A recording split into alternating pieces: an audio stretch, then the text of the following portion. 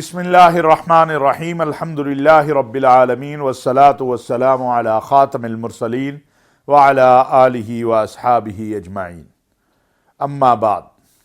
नाज़रीन, आज पूरी दुनिया के अंदर यौम यकजहती कश्मीर मनाया जा रहा है।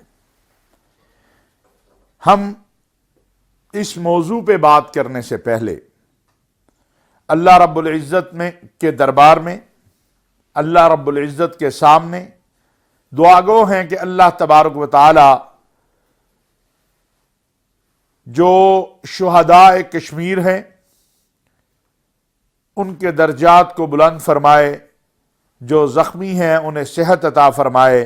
और उसके साथ साथ नाज़रीन, आज इस सुबह मैं अगर अपनी अफवाज के जवानों को, अपने मुल्क के सलामती के इदारों के जवानों के लिए दुआ न करूं और उन्हें खराज तासीन न पेश करूं तो मैं समझता हूं ये बहुत बड़ी ज़्यादती होगी। आपने देखा है कि एक मरतबा फिर हिंदुस्तान और पाकिस्तान दुश्मन क़ुव्वतें अपने मकरू अज़ाइम के साथ पाकिस्तान की सरहदों से मुत्तसिल बलूचिस्तान के इलाकों में और कबायली इलाकों में कोशा हैं कि वहां पर फसाद बर्पा करे, वहां पर सलामती के इदारों पर हमला आवर हों, वहां पर अफवाज पाकिस्तान पर हमला आवर हों।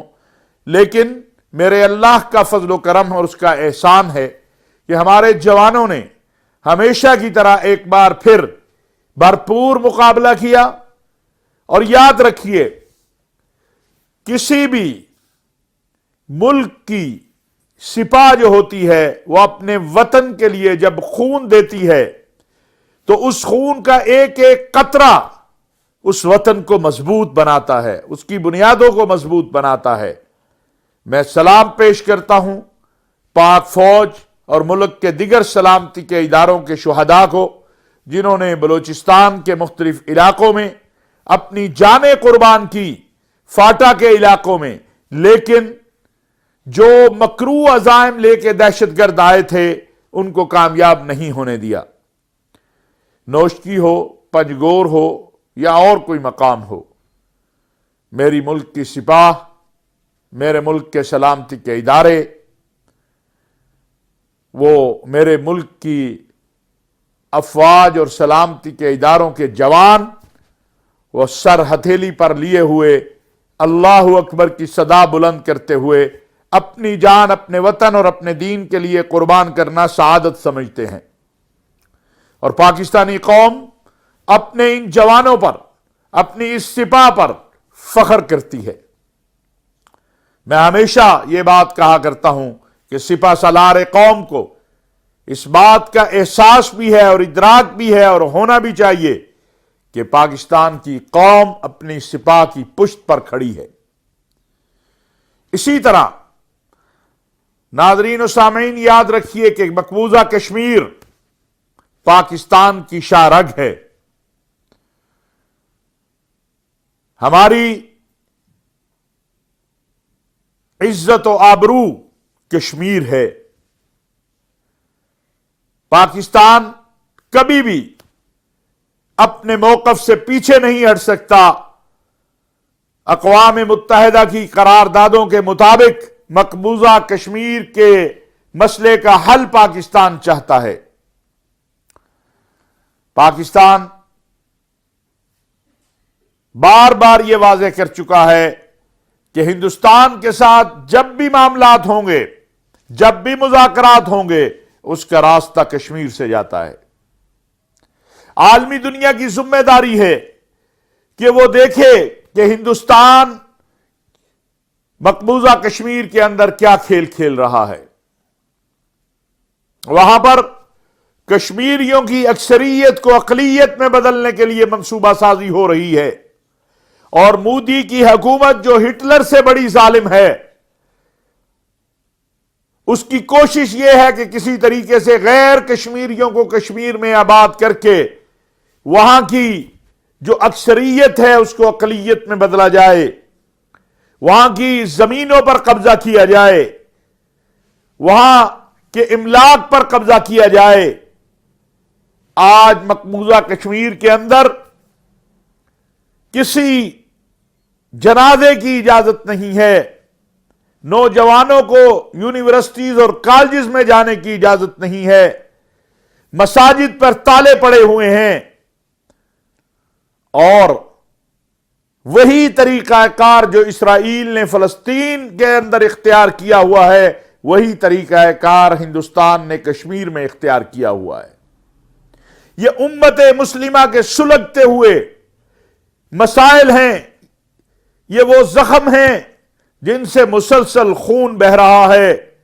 कश्मीर की माएं, बहनें, बेटियां, कश्मीर के बूढ़े और जवान उम्मत मुस्लिमा की तरफ देख रहे हैं, आलमी इंसाफ की बात करने वालों की तरफ देख रहे हैं, आलमी अमन की बात करने वालों की तरफ देख रहे हैं, अक़वाम मुत्तहिदा और इस्लामी ताउन तंजीम की तरफ देख रहे हैं कि वो भरपूर अंदाज से हिंदुस्तान के बढ़ते हुए मजालिम के खिलाफ कब आवाज बुलंद करेंगे। इसमें कोई शक नहीं है कि हुकूमत पाकिस्तान और पाकिस्तान के वजीर आजम और पाकिस्तान के सिपा सालार और पाकिस्तान की कौम अपने मजलूम कश्मीरी भाइयों के शाना बशाना खड़े हैं। हम अपनी वसात के मुताबिक अपनी आवाज भी बुलंद कर रहे हैं, लेकिन खाली बयानात से आगे जाने की जरूरत है। दुनिया से पाकिस्तान यही तकाजा कर रहा है कि आइए और देखिए कि मकबूजा कश्मीर के अंदर क्या हो रहा है। पाकिस्तान यही कह रहा है कि खुदारा इंसानी हकूक के वो इदारे जो एक जानवर के ऊपर होने वाले जुल्म पर आवाजें बुलंद करते हैं, वो आज मकबूजा कश्मीर जो इंसानियत की सबसे बड़ी जेल बन चुकी है, जो दुनिया के अंदर सबसे बड़ी जेल है, वहां पर होने वाले मजालिम पर क्यों खामोश हैं?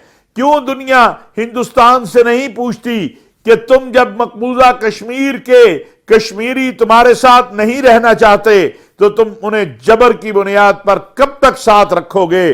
कब तक ये खून बहता रहेगा? और याद रखिए, खून तो फिर खून है, जब बहता है तो टपकता है तो जम जाता है, अपना रंग लाता है। और ये इंशाअल्लाह वो वक्त आने वाला है, वो वक्त दूर नहीं है कि जब इंशाअल्लाह ताला मकबूजा कश्मीर के लोगों को हक खुद इरादियत मिलेगा, वो अपना फैसला खुद करेंगे, फलस्तीन के लोग अपना फैसला खुद करेंगे। आप हिंदुस्तान के मजालिम का हाल तो देखें, एक बूढ़ा सैयद अली गिलानी जो है, उसके जनाजे की भी इजाजत नहीं दी जाती। ये इतनी खौफजदा हुकूमत है मोदी की, जिसने जुल्म सितम के पहाड़ खाली कश्मीरियों पर नहीं, पूरे हिंदुस्तान के अंदर जिस तरह जुल्म सितम के पहाड़ तोड़े हैं और तोड़ रहे हैं, वो दुनिया के सामने है। दुनिया को इस तरफ मुतवज्जे होना है। आज कुछ जगहों से आवाजें आ रही हैं, अक़वाम मुत्तहिदा के कुछ फोरम बोल रहे हैं, आलमी इंसानी हकूक के बाद इदारे बोल रहे हैं, लेकिन इन सब कोशिशों को इज्तिमाई शक्ल देकर एक अमली कदम की जरूरत है। और वो अमली कदम क्या है कि मकबूजा कश्मीर के लोगों को अक़वाम मुत्तहिदा की करारदादों के मुताबिक हक के खुद इरादियत मिले। और अगर ये हो जाता है तो दुनिया देख लेगी कि कश्मीरी किसके साथ खड़े हैं, कश्मीरी कहां जाना चाहते हैं। आज के दिन, गुज़श्ता रोज कश्मीर के बाजारों में, गलियों में, महल्लों में इस जुल्म सितम के बावजूद कि गली गली, महल्ले महल्ले हिंदुस्तानी फौज खड़ी है, जुल्म सितम कर रही है, पाकिस्तान का परचम लहराता हुआ आपको नजर आएगा। इमरान खान साहब की तस्वीरें लगी नजर आएंगी, हमारे सिपा सालार जनरल कमर जावेद बाजवा साहब की तस्वीरें लगी नजर आएंगी, इसलिए कि ये कश्मीरी समझते हैं कि वो हमारा हिस्सा है और हम समझते हैं वो हमारी शाहरग है। इस तरफ हमें आगे बढ़ने की जरूरत है, इस तरफ हमें कदम बढ़ाने की जरूरत है कि हम जहां कहीं पर भी हैं, जिस जगह पर भी हैं, हम आज नहीं बल्कि हमेशा मकबूजा कश्मीर के मजलूमों के साथ ना सिर्फ यकजहती का इजहार करें बल्कि उनके हक की बात करें। आज पूरी दुनिया के अंदर ये जो यौम यकजहती मनाया जा रहा है, यौम तज़ामुनुल कश्मीर मनाया जा रहा है, ये पैगाम है दुनिया के हर इंसाफ पसंद का, दुनिया के हर अमन पसंद का कि अब ये जुल्म सितम का सिलसिला खत्म होना चाहिए। کشمیریوں کو حق ملنا چاہیے، کشمیریوں کو انصاف ملنا چاہیے۔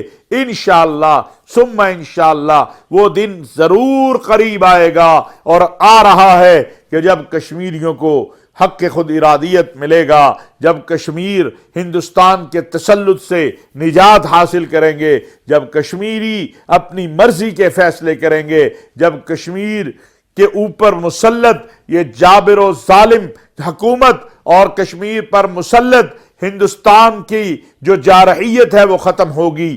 اس لیے آج صبح کا آغاز ہم اس سے کرتے ہیں اور دعا کے ساتھ کرتے ہیں کہ رب العالمین جو ہے وہ مقبوضہ کشمیر کے، فلسطین کے اور دنیا بھر کے مظلوموں کی مدد فرما دے، اور اس عزم کا اظہار کرتے ہیں کہ ہم اپنی تمام کوششیں اور کاوشیں کشمیر کے مظلوم مسلمانوں کے ساتھ تعاون کرتے ہوئے ان کے حق کے خود ارادیت کے لیے، ان کی جد و جہد کی کامیابی کے لیے لگائیں گے۔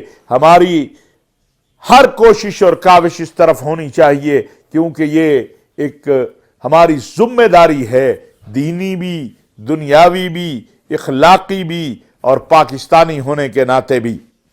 ناظرین، میں آپ کو یہ بات عرض کرنا چاہتا ہوں اور آپ کو یہ بات علم ہوگی کہ صرف گزشتہ 10-15 دنوں کے اندر اگر ہم دیکھتے ہیں تو 10 سے زیادہ کشمیری جوانوں کو بے دردی کے ساتھ شہید کیا گیا ہے۔ سارا مقبوضہ کشمیر قبرستان بن چکا ہے۔ ہماری ماؤں، بہنوں، بیٹیوں کی عصمت دری جس طرح وہاں ظالم بھارتی فوجی کر رہے ہیں وہ کسی سے مخفی نہیں ہے، وہ کسی سے مخفی نہیں ہے۔